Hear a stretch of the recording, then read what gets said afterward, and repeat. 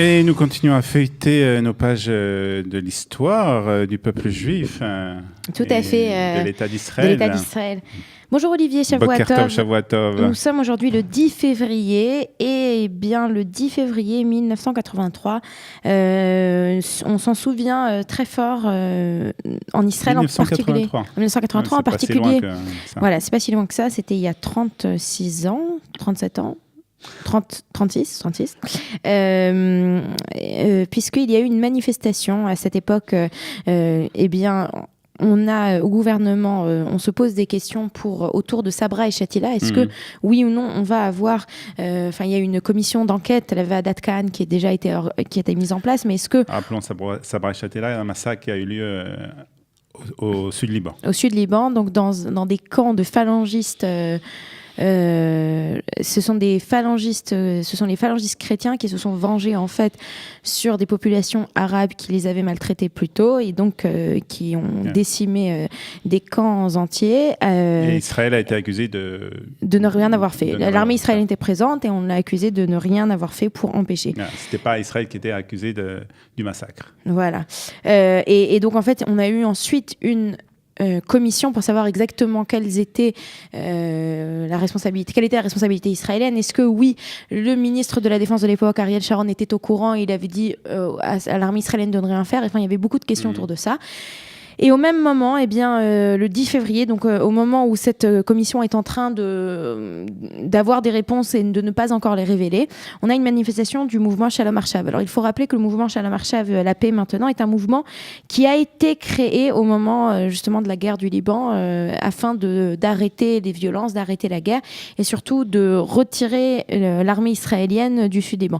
Donc ce mouvement pacifiste organise une marche à Jérusalem. Cette marche, eh bien, elle va aller du centre-ville jusqu'au bureau au Misrad Rosh HaMashiach, les bureaux du Premier ministre. Donc, je ne sais pas si vous voyez un petit peu près de la Knesset. Donc, il y a cette marche qui est organisée. Et dans cette marche, on a en tête du cortège un homme qui s'appelle Emil Grünzweig. Emil Grünzweig qui est actif à Shalom Arshav.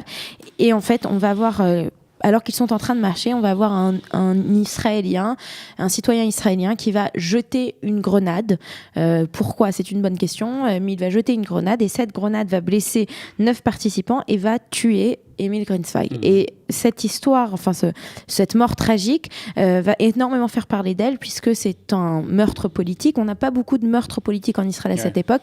Bien plus tard, près de 12 ans plus tard, on aura le meurtre de Yitzhak Rabin. À ce moment-là, oui, on pourra dire que véritablement, on a des meurtres politiques en Israël.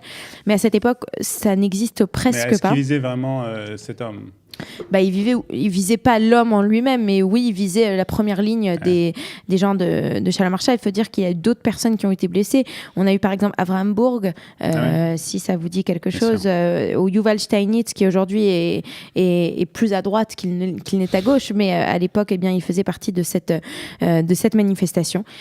Ça a beaucoup marqué les esprits, ça a beaucoup fait ressortir le fait que des fois, eh bien, il manque de dialogue. Le dialogue est important et que les coups, on peut ne pas être d'accord avec la personne qui est en face de nous, mais les coups ou les meurtres n'arrangeront à rien.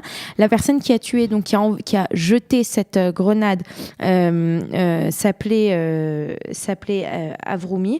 Mais je vais quand même raconter un petit peu plus sur l'histoire d'Emil Grünzweig, parce que c'est un militant de la paix. Alors avant d'être un militant de la paix, il est né en Hongrie en 47, donc après la fin de la guerre. Il va ensuite vivre une partie de sa vie à Paris où son père va décéder et ensuite il va aller s'installer au Brésil pour enfin faire son alia un peu plus tard. En Israël, il a étudié, il était à Haïfa, au Bet Sefer à Reali, qui est un très bonne école.